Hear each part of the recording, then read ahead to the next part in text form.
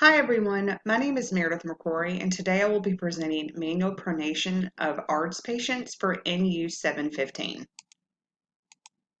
I currently work for the Veterans Health Administration and the motto of my facility is fulfill President Lincoln's promise, which is to care for him who shall have borne the battle and for his widow and his orphan by serving and honoring the men and women who are Americans' veterans. There are also core values for our facility, which is I care. So it's integrity, commitment, advocacy, respect, and excellence. VA's core values will continue to serve as the right guide for all our interactions and remind us and others that I care. It's about those who served, my fellow employees, about choosing the harder right instead of the easier wrong, and about performing my duties to the best of my ability.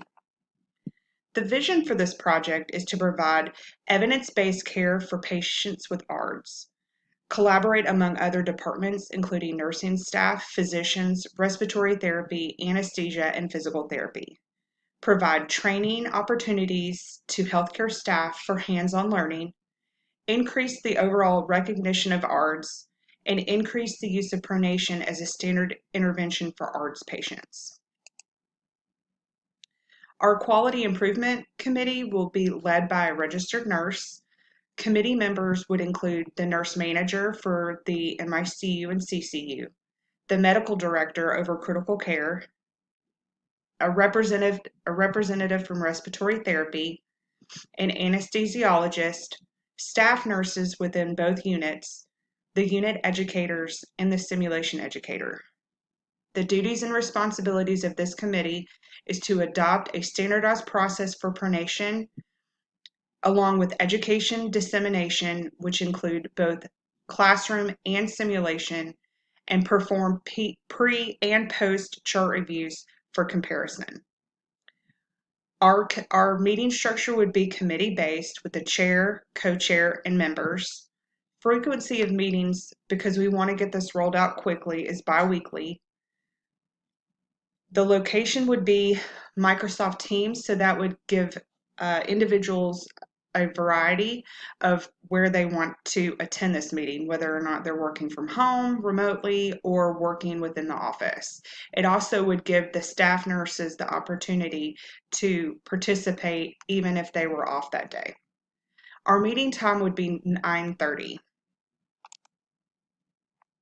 A little background of ARDS. Acute respiratory distress syndrome is an acute pulmonary process that compromises the health of patients in the intensive care unit.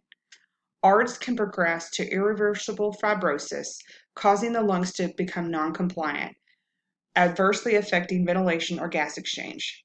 An ARDS diagnosis accounts for 30 to 40% mortality rate, and it affects nearly 190,000 patients in the United States each year. Specifically in the Southeast area, 21,000 people died from ARDS between 2014 and 2018, and the age-adjusted mortality rate for Alabama is 4.7 per 100,000 individuals. The purpose of this project is to increase pronation among ARDS patients who are mechanically ventilated that are located in the intensive care units. Our PDSA, we want to adopt a standardized protocol for manual pronation of ARDS patients who are mechanically intubated. We want ARDS patients, prior to this, were treated in a supine position, which increased longevity of their overall hospital stay. It impacted their outcomes because of the high mortality rate, and they were ventilated for longer periods of time. We want 100% pronation rate of all ARDS patients. And lastly, our protocol would outline the steps for the pronation process. As far as resource allocation, cost to implement is approximately $72 per patient. That's per patient because we can reuse these resources when we're proning these patients. So long-term savings, there's no cost savings to the facility. However, the impact for the patient is decreased mortality and morbidity rate.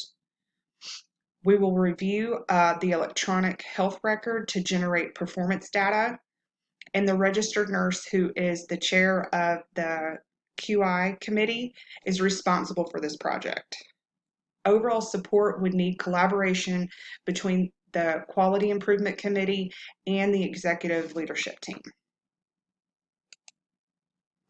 The performance measurement that we would use, we would want nurses and healthcare staff to recognize ARDS quickly within our patient population. We want to use pronation as an intervention quickly. The quicker the better. It decreases the risk of overall lung injury and bariotrauma with our patients. And then the data collection spreadsheet would document each use of the pronation session. So communication plays a vital role in any quality improvement project and quality of care, and it leads to effective teamwork and communication. So within the standard operating procedure, we would have set timeout sessions so the pronation team can talk and get a game plan before they start proning the patients.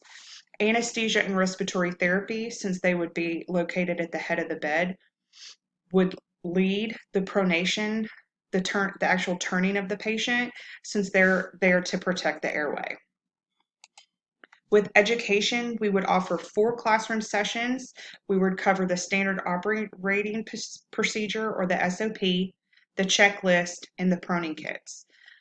The checklist would be used with each pronation process, and it provides a guideline set so each group can use that to help guide them as they prone a patient. The proning kits would have all the equipment needed, such as cardiac monitoring, wound care supplies for padding of bony prominences, pillows, sheets, anything that the proning team might need. The other thing that plays an important component within our education is simulation sessions. This provides hands-on learning for all healthcare providers involved in the proning process. This is in a safe environment so they can figure out whether or not there's any process errors that could occur, such as accidental extubations, so they can get their technique down. So once this project is in place, we're going to compare the pre and post implementation. So we're going to look at all ARDS patients that are admitted to the ICU, and we're going to look at those patients and whether or not they met criteria for pronation and were actually proned. We're going to track current patients for ARDS criteria, and we're going to also track the pronation events.